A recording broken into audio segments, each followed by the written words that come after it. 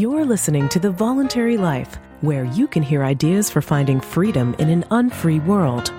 Visit thevoluntarylife.com to connect with the show and hear all past episodes. Here's your host, Jake.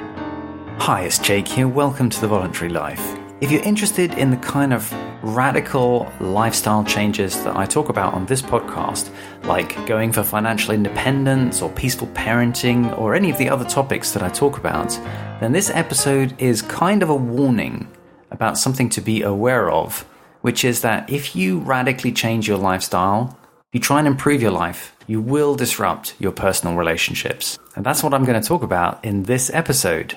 Before we get to that though, I just want to say a big thank you to my new patrons on Patreon, Andreas B and Wendy P.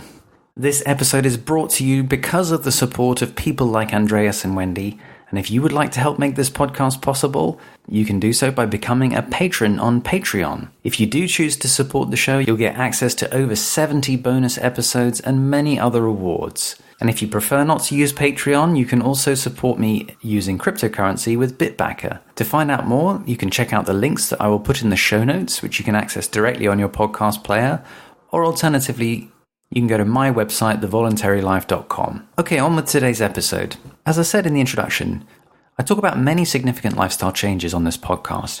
Changes like adopting minimalism or going for financial independence, perpetual travel, and many other changes. And these are significant lifestyle changes. And I know from my own experience that when I've chosen to make significant changes to my lifestyle, it has had a very disruptive effect on my personal relationships. I'll tell you a bit more about that as I go on with this episode. But it's not just me. I've also heard from listeners who are interested in the kind of lifestyle changes that I talk about on this podcast, but have said to me that they're concerned about the effect it would have on their relationships. So I've received a number of emails from people talking about the lifestyle of perpetual travel. When I've done podcasts about the lifestyle of perpetual travel that my wife and I had adopted, I received many emails from people saying, that sounds great, but my spouse would never agree to it. And I've had that about other lifestyle changes too. I had an email from a woman talking about how close she was to financial independence and how she was going to be able to quit her job, but she was concerned about the effect that this would have on her relationship with her family, her parents and her brothers. And I did a whole episode in response to that email I got. That was episode 298, called Your Life is Not on Loan. I'll put a link to that in the show notes. So I've been thinking about this effect that changing your life can have on your personal relationships. And I thought it might be helpful to explore this topic, especially because I know that a lot of people who listen to this podcast are trying to change their lives in very significant ways. So here are some of the things that I think it's worth being aware of. If you choose to make a significant lifestyle change and you're in a relationship with someone, especially a close relationship, like your spouse or your boyfriend or girlfriend, if you change your lifestyle, you are changing the deal that you made with that person. In any relationship that you start, there's an unconscious deal that gets made about how you're going to live. When you start a relationship with someone, just by the way that you behave towards each other and the way that you live life, you develop a kind of deal about how things are going to be done. So, for example, when it comes to money, you start a relationship with someone, you have a certain level of spending, a certain level of comfort, a certain kind of choices that you make about how you're going to spend money, and that becomes the deal. This is the kind of life that you both become accustomed to.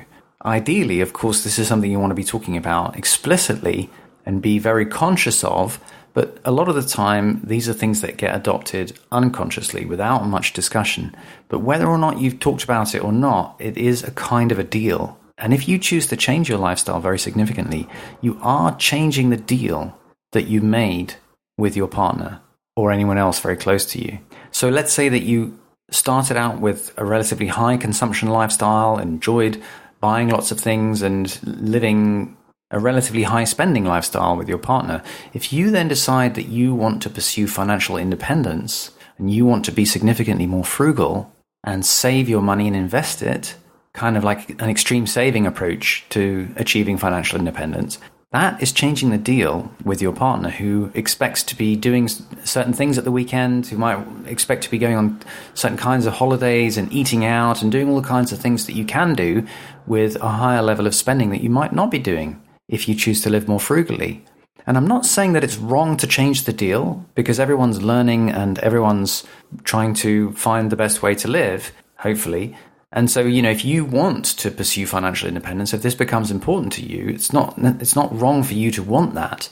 But I think it's really good to be aware of the fact that you're asking your partner to change the deal that you made about how your relationship works. And that could have a very significant disruptive effect on your relationship. I'll give an example from an ex-girlfriend of mine. I was in a relationship many years ago when I decided that I wanted to change my attitude towards communication in my relationship.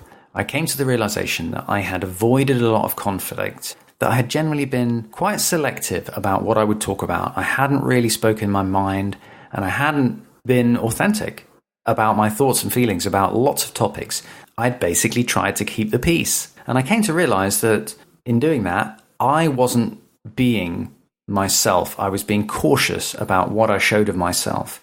I wasn't able to just enthusiastically be me and talk about my thoughts and feelings without trying to manage how my girlfriend was going to experience that. And I got sick of that. I didn't want to live like that anymore. I wanted to have much more open communication. But that's not the way our relationship had started. When we got together, there's a lot of stuff that we didn't talk about. And there was a lot of ways in which we weren't really communicating about a lot of stuff. And that is the kind of deal that we had. And like I said, this was not something that was explicit. We didn't sit down and say, this is what we're not going to talk about and this is what we are going to talk about. We both implicitly agreed to have that kind of relationship. When I decided I didn't want the relationship to be like that, it was very disruptive because I was changing the deal. And I'll say more about that in a minute, but this is the first point I want to make, is that when you try to change your own life, you are changing the deal with your partner. The second thing that I think is worth taking into account is that when you try and change your own life, if you want to make very big changes to your lifestyle, you're making an implicit criticism of the lifestyle that you previously had. And your partner may well see it as a criticism, and with some justification too. Because in a way, if you change your lifestyle, you are criticizing the way that you used to live. Let's say that you adopt a more frugal lifestyle, as I mentioned. If you take the financial independence example, if you change your life and adopt a much more frugal way of living and change your spending habits and start trying to save and build towards financial independence, you are making a criticism of a high consumption lifestyle. You're criticizing the way that you used to live by doing that. You see, it's like Michelangelo said, you criticize by creating. By creating the new kind of life that you want, you are actually criticizing the old life that you had. But the old life that you had is the one that your partner signed up to. And so if you change your own spending habits, that is an implicit criticism of your partner's spending habits too. If he or she is still attached to that older lifestyle, that older way of living that you no longer want to pursue. So when I tried to change the way that I was communicating with the ex-girlfriend that I mentioned before, for her, that was an implicit criticism of the way that our relationship had been before. So your partner could see this as a criticism, and in a way they're justified in doing so. So what is this disruption to your personal relationship going to look like? Well, at the very simple level, it can be that you have a lot more conflict and you argue with each other. And at the worst level, your relationship might not survive. So what are you supposed to do if you want to change your life and you're concerned about the disruptive effect that it could have on your personal relationship? Well, I can tell you my experience, which was that in the case that I told you about, where I wanted to radically change my approach to communication, that relationship did not survive. We broke up. What I take from my own experience is that the most important thing you can do is to be as explicit and conscious of what you really want from life going into a relationship. You've got to be as truthful as you can about who you are and what you really want. That means you have to be truthful with yourself first and foremost, but then you also have to be explicit with your partner about what kind of life you want to live, because it's so much better to find someone who agrees with your values and your approach to life up front than it is to try and change the deal down the line and try and get your partner to change the way that they want to live in radical ways. When my wife and I first got together, we talked a lot about what we wanted from life, what our expectations of things like having kids were, what kind of lifestyle we wanted to lead. And by the time we got together, fortunately, I had done quite a lot of work of trying to be more authentic with myself so I could be more authentic with her about what I wanted from life. And so although my wife and I have undergone quite radical lifestyle changes, like pursuing perpetual travel, like starting a family, we have become closer through those changes because we already believed in the same things and had the same general approach to life. And so the lifestyle changes that we've undertaken haven't come kind of out of the blue to each other. If you're already very far into a relationship with somebody and you have come to a realization that you want to adopt significant lifestyle changes, I'm sorry I don't have a great amount of wisdom to share with you about how you're going to sell that to your partner and how you can undergo those changes without significant disruption to your personal relationship.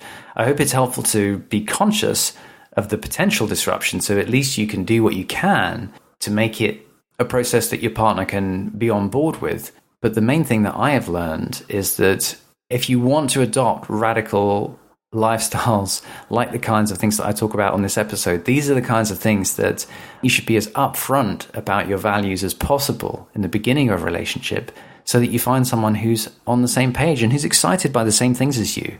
If you find someone who finds the challenge of becoming financially independent just as exciting as you do, then it's not going to be a sacrifice for them to work towards that goal. Or if you find someone who's just as interested in long-term travel as you, then they'll be on the adventure with you.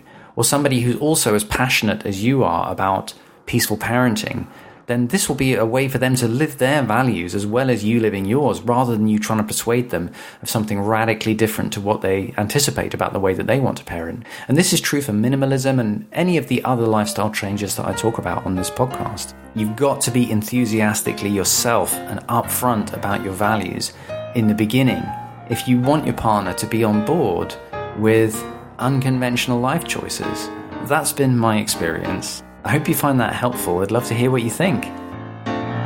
Thank you for listening to The Voluntary Life. If you like this podcast, please show your support by becoming a patron of The Voluntary Life on Patreon. Your support will help to grow and improve the show, and you'll get access to a treasure trove of rewards, including bonus episodes. Visit thevoluntarylife.com to learn more.